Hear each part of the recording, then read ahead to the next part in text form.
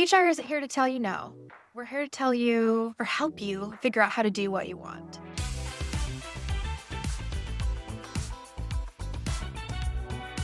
Hey, welcome back to the Culture Work Podcast. I'm Chester Elton. I'm here with my dear friend and co-author of 26 years, Adrian Gostick. How long has it been, buddy? I think it has been, 1999. So, we're in our 27th year. Wow. Yeah, longer than most marriages, by the way. Today, we're talking about something that has interested me for a long time, and we've got an expert with us. It's the fractional CHRO, the way to get extraordinary expertise into your organization in a way that is affordable and has huge impact. Adrian. And as you say, we're not just going to talk about the concept. We've got somebody who's been doing it successfully for about 7 years now. Libbie Lamott is market president at HR Edge Consulting and is part of a fractional CHRO practice called Peak Road. She's someone founders call when their teams just aren't keeping up with their vision. She has an impressive track record of measurable results. Before that, Cashfly, she built a human capital plan that took the company from $8 million to $32 million in revenue with better employee retention. She's also a project management professional. She's implemented EOS, which she's going to tell us about, of multiple companies, and worked everywhere from the Ross School of Business at Michigan. Our good friend Dave Ulrich works there, to fast-growing SaaS startups. So welcome to the show, Libbie. Thank you. Thank you so much for having me. And I appreciate the intro. That was so kind. It's so fun. I love those intros. It happens to Adrian and I all the time. And you hear all those accomplishments, you go, I want to meet that guy. She sounds amazing. Amazing. I don't know who that is, but that's amazing. Hey, we want to talk to you about what is fractional HR. There may be some people, this is a very new concept, and it actually is a fairly new concept, but start with the basics. What does fractional HR actually mean? And when does it make sense versus hiring somebody full-time? Sure. This is a great question. I'd love to talk about this. Fractional HR is an opportunity to get a senior level HR person on a part or full-time basis. So we would come in and assess your organization with whatever problems you're having. Maybe you're having problems with retention. Maybe you have an operating system that's just not working anymore. So we could come in and assess that, serve as a thought partner for the CEO, and talk about what things need to change. And then we can lead you with a framework that actually works. You're getting somebody who has a lot of expertise for a fraction of the cost. You might not be a large enough business to bring us in full time. We might come in 10 hours a week. You might call us once a month. Whatever it might be, we can do whatever works for you. And the nice thing about HR Edge is you just pay for the hours you use. So if you tell us you need us 20 hours a month, but you only use 15, then you just pay for 15. Oh, that's great. Yeah. And then we can also help to replace ourselves in the end. So if you need an administrator to help with those things, things going, we can do that too. You may not need us for. So I imagine there's times though when it doesn't work. So walk us through. Sure. I'm a CEO and I'm trying to figure out which I need. How do you help me with this process? Whether I hire somebody or I really do want somebody fractional right now. Yeah, depends on what your issue is. If you're open-minded, if you don't expect a magic wand, if you're willing to sit with the HR person and talk through, be honest about what's happening. If you have people just churning, running out the door, there's something going on. There's either a person or a couple of people who maybe are blocking the success of the organization. We have to think hard about that. And sometimes that can be tough for smaller organizations where you know everyone. You're like, no, I don't. No, not Jeff. No. Jeff is the problem. That's interesting too, because I like that, because you're right. If I'm an HR person coming in full time, it's a little bit more tricky but a fractional person, look, I'm the mercenary. I'm coming in. I'm telling you what you need to do. You listen or don't, but. Right. Yeah. And we have the benefit of being able to see, we've seen it all. I've been in HR for more than 20 years. There's almost nothing I haven't seen. Now that I've said that, there'll be something this afternoon. There'll be something that'll come up this week. Yeah. Yeah. That's wonderful. So what's the basic structure? What on average, how many hours is it? How does that work? And you mentioned something earlier I'm curious about. You said, and when we're done, if you need some staffing, we've got people to do that. Do you also have sort of a reservoir of people that could step in and be a full-time CHRO if they need that? Sometimes that happens. Sometimes we will have an HR administrator who works on a project for a while, and then the organization eventually wants to hire them. So we do that too. You may not need somebody at a high level like that, but certainly we can do that. Or we can help you find somebody. After being in the organization for a while, we know it. We can help you find somebody who would be the right fit, fits your culture, fits what you need going forward. But on average, is it, like you mentioned, is it 20 hours a week? Yeah, it really varies. Our average engagement is about 25 hours a month, but I have clients who just call me once a month with questions. I have clients that are 5 hours a week where I'm mentoring the HR person because eventually they will be this full-time HR administrator, but they're just not ready. So it just depends. We also have people who are on site full-time. Yeah, I can imagine. Yeah, so we can be flexible, just ebbing and flowing with the needs of your business. So one of the things you told us earlier was that you specialize in working with founders who are tired of playing therapist to their team. Yeah. Which I think is an interesting thing because, look, CEOs, we work with a lot of CEOs, Chester and I, this is part of the job now. So get over your reluctance to empathize and actually connect with people. However, you're right, a good HR person can be that connection there. So talk a little bit about what that looks like, how you help CEOs with that. For sure. We talk about this a lot at Peak Road. Founders don't play therapists. They are the ideas person. They want to iterate, talk about this cool thing that we can do next. They don't want to sit with an employee and hear about their feelings or even help them plan their next step. That's just not where their headspace is and not a good use of their time, honestly. But if an HR person can work in concert with a CEO or a founder, we can help navigate those things and we can see how all of the people fit together in the puzzle of your organization and make recommendations.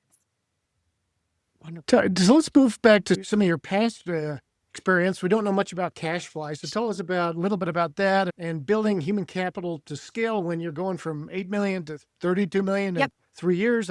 You're tripling your revenue there. Yep. Walk us through that. What does a human capital plan even include? Yeah. So we used a framework called EOS, which is Entrepreneurial Operating System. It was designed right here in Detroit.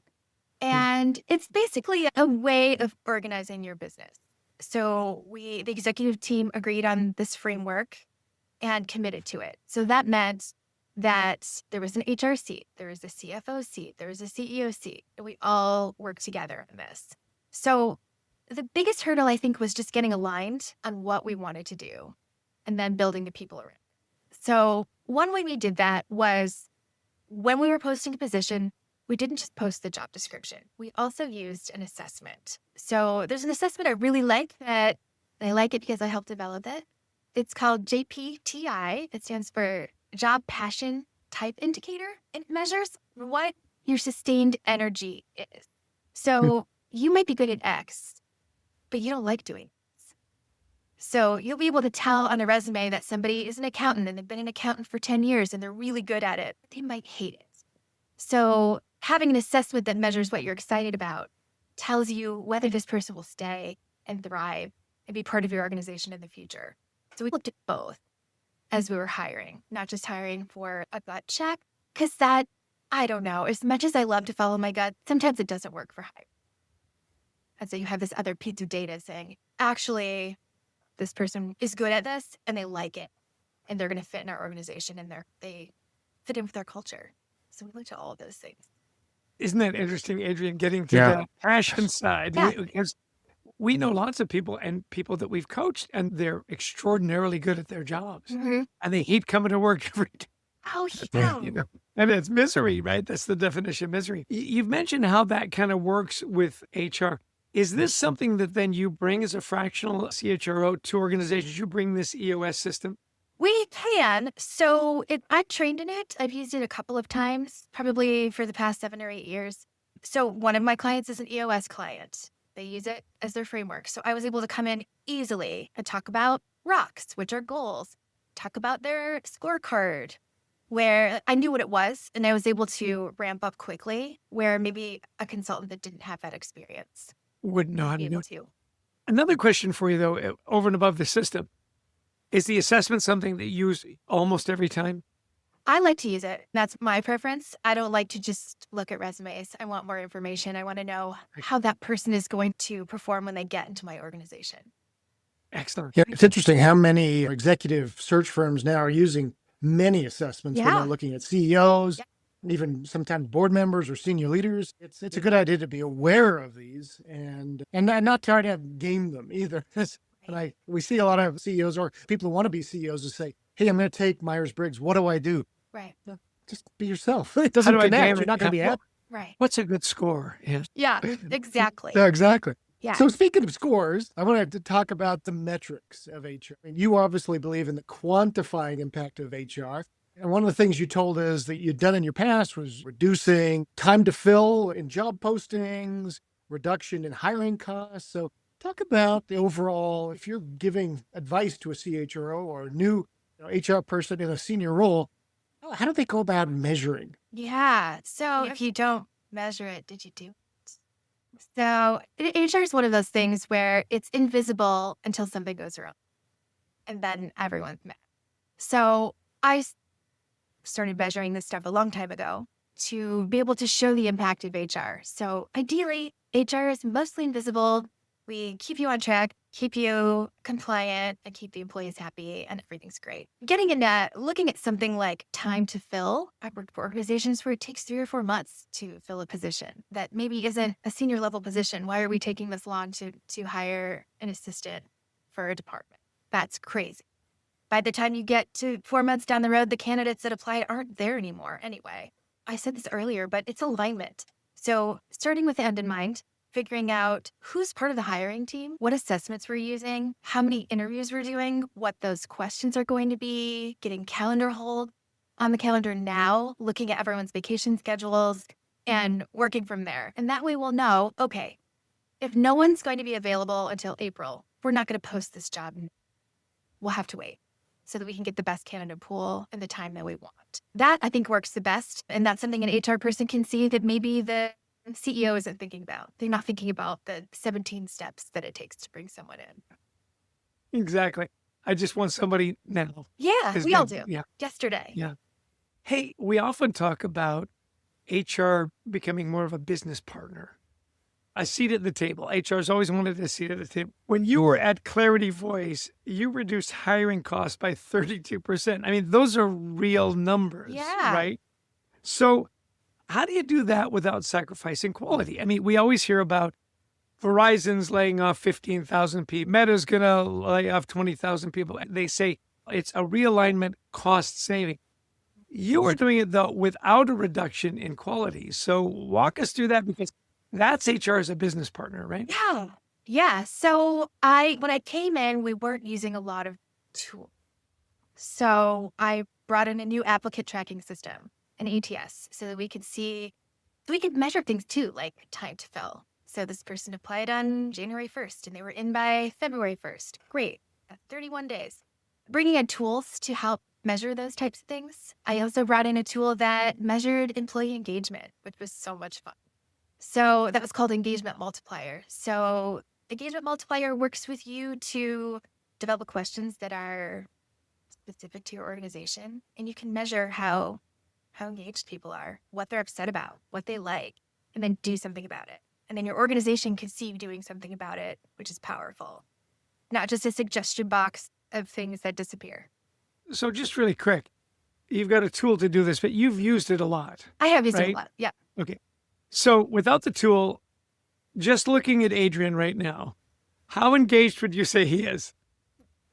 Disengaged completely. Distracted. Squirrel. Okay. Yeah. And the thing is, you can look at your organization and you can tell that people are disengaged, but they might not tell you. But they may be more likely to write it down in an anonymous way. Right. I love just actually I was looking at your pennant behind you that says cool HR. So I was like, wow, that's cool. It's like a university, but cool HR university. Yeah. Yeah. Someone gave that to me and I love it. I have a cool HR license plate too. So much fun. Oh, wow. So let's talk culture. This is the Culture Works podcast. On this segment, we talk a little bit about a leadership dilemma, a real world leadership dilemma, a little mini coaching lab. So we'll all chime in here. Well, let's pick this one from the questions. My team is growing fast. You've done this. You've been in high growth cultures. So we're losing the culture that made us special. When a founder starts, they know everybody's name, everybody's backstory. Then all of a sudden they're hiring people and they don't know them. They don't managing them. They're maybe 3 levels down. So how do you scale culture without losing it? It's probably one of the things you worry about as a fractional HR leader coming in. Sure. Culture's embedded in everything, in the way that we interview, in the things that we tolerate, in the things that we reward. So if you as a founder or as an HR person want to bottle up this culture, the things that you like, make a Yeah. list of the things that are working and continue to embed those positive things in your culture as you grow. It can be done. What's that idea? Yeah, bottle it up instead. And it's not putting it in a bottle and pushing it out to the ocean. It's, yeah, and we've seen this with leaders where they ask their people, say, look, we think these are our 4 core values, but what do you think? Let's argue it out. Let's vote. Even if the company's getting big, you put it down on paper, something magic happens, but it also can't be a poster on a wall, right? Like you said, you reward it. Maybe it's part of performance reviews.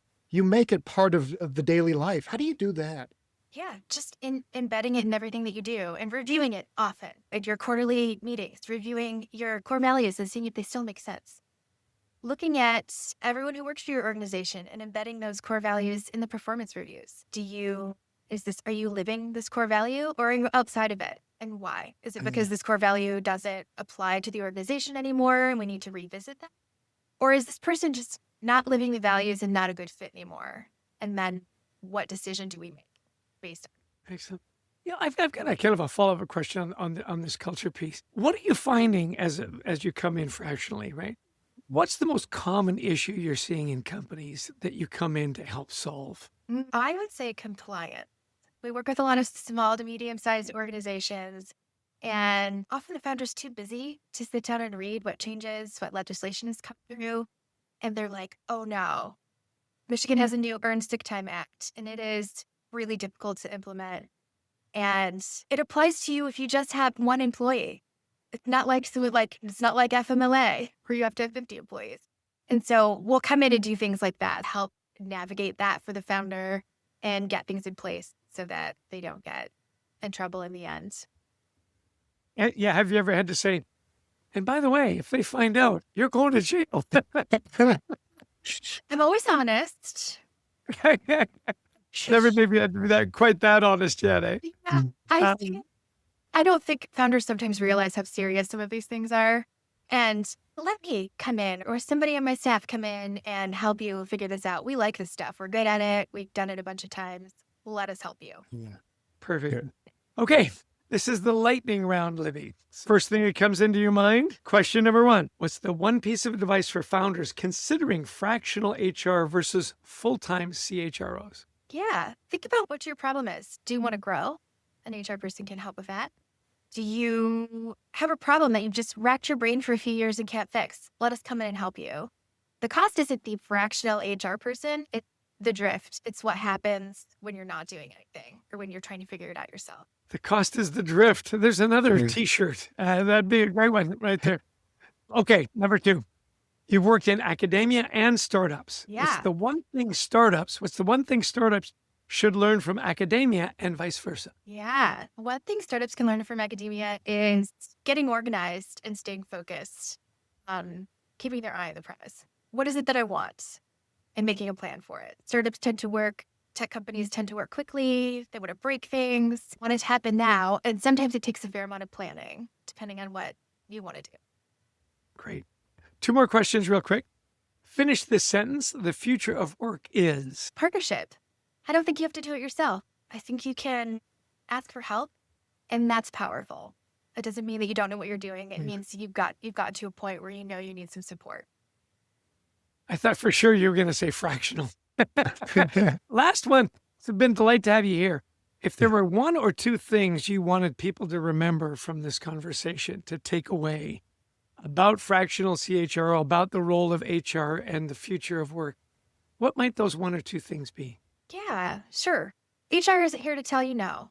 We're here to tell you or help you figure out how to do what you want. So that's why we're here. We want to help you.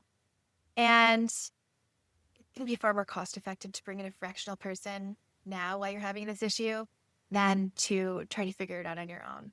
Let us come in and help you figure this out so that you could be on your way, meet your revenue goals, and become the most desirable employer in your city. Awesome. Well, Libbie Lamott, thank you so much for joining us today. Incredibly practical. For folks who want to learn a little bit more about Peak Road or connect with you, where will you point them? I'm on LinkedIn if any of this resonated. I'd love to connect. Excellent. That'd be great. I And thanks, like yeah, full again. answer, Adrian. I'm on Instagram. I'm on all the LinkedIn. Just, one thing. That's it. I love it. Yeah. Thanks again for joining. Thank This has been great. you. This was fun. Yeah. And by the way, thanks all of you that listened in. I'm sure there were 2 or 3 really good nuggets you took away today from Libbie. Look her up on LinkedIn.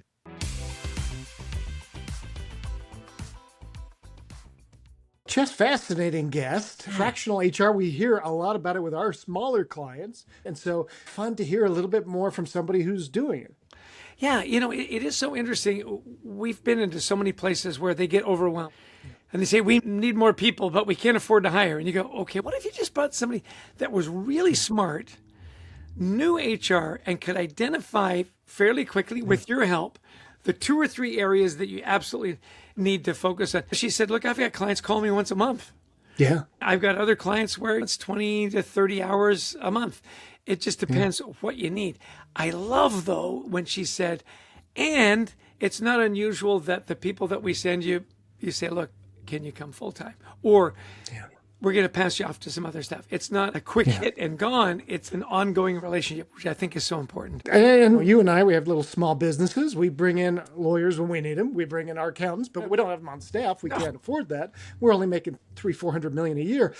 No, it's way more than that. So so let's talk about some of the things that Libbie talked about. Because when we got into culture, she talked about this passion assessment. And now you and I, of course, developed the What Motivates Me assessment, which is now Find Mojo. We had the employees take that and they're running with it, which is doing great.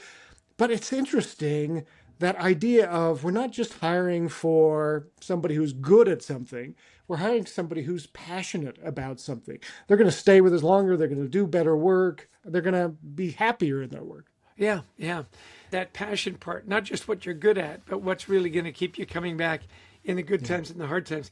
I loved when she said, culture's in everything. It's just music to our ears, right? It's how we hire. It's how we reward. It's embedded in everything we do. The other thing she talks about, you bring in that HR expertise and it mitigates the drift. I thought that was such a great metaphor. You'll get it kind of, but then you'll drift. Have you got the tools in place and the mechanisms that keep you on track and keep you focused on things that are easy to push to the side, right? Easy to push to the side. Yeah, and it's you and I, we get to hear a lot of behind the scenes conversations when we're out working with companies. And, I've heard so many times a CEO and an CHRO and a CEO get talking about, say, hiring. And I remember one recently, and the CEO was saying, hey, we've got this person, and the CHRO saying, how's the culture fit? And it just stopped. I was, oh, yeah. And they had this great conversation. That's, like you said earlier, a seat at the table. That's an HR person who has the CEO's ear and respect. And that's what we should be bringing, is that connection to culture from the HR perspective. I think that's great. Yeah, and the data. She said, what do they learn from academia and vice versa? It's, look, have your system in place, know your data. I thought it was fascinating when he said, what's the most common issue? And he goes, it's compliance. Absolutely. But coming back to data, the law. I wrote down what Libbie said. If you don't measure it, did you do it? Yeah. I was about to hold up my Apple Watch and say, if the steps aren't recorded, did I really take a step? I don't think so. I remember, you saying, because once we were supposed to go on stage and we were speaking together and they said, okay, take your phones out of the pocket. And you went, no, I won't get the steps if my phone's not in my pocket. It'll be fine. I'm at 9,000. I just need 1,000 more. I'm good. Yeah, no, what a delight. And you could tell the passion she has for the business. It just oozed out of her that all the experience, she says, I can help a bunch of people now and make a real difference. So what a delight to have somebody who just absolutely loves what they do. Yeah. That was great. And like you say, it was obvious, and the connection to culture, the connection to results. What a great idea. So Fractional HR, we're expanding our thinking here on the Culture Works podcast. We want to thank everybody for joining us today. Chess, I'll give you the last word. Yeah, listen. Surround yourself with really good people, with experts. As Adrian said, you don't always need a lawyer, but have a good one on hand when you need one. Fractional HR and bringing that expertise in, it's a brilliant idea. If you need it, take a look. We're big fans. Thanks again for your time. Have a great week, and we'll see you again soon. Cheers.